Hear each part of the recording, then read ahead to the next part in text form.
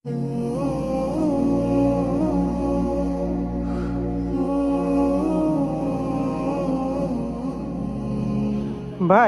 তোমরা কি খেয়াল করিস?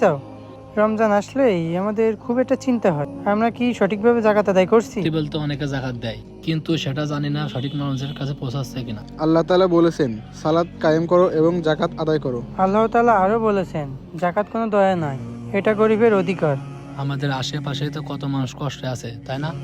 তুমি ঠিক বলেছো। যেমন কেউ খাবারের জন্য কাঁদে, আবার কেউ সন্তানের পড়াশোনার জন্য ঘুমাতে পারে না। তাই তো দরকার এমন একটি জায়গা যেখানে জাকাত ও দান সঠিকভাবে পৌঁছে যায়। আলাক্সা জিএইচ ফাউন্ডেশন তো নিয়মিত কাজ করছে, তাই না? জি আলহামদুলিল্লাহ। তাদের কর্মসূচি গরিব ও অসহায় মানুষের সহযোগিতা করা এবং এতিম ও হতদরিদ্র ছাত্রছাত্রীদের শিক্ষা ব্যবস্থা করা।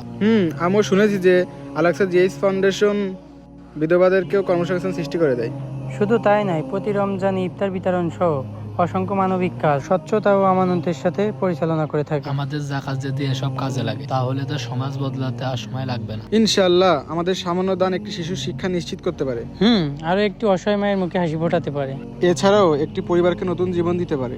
আসুন আমরা জাকাত ও দান সঠিক স্থানে পৌঁছে দিই। আসুন মানবতার কল্যাণে আলাক্সা জিএইচ ফাউন্ডেশনের পাশে থাকি।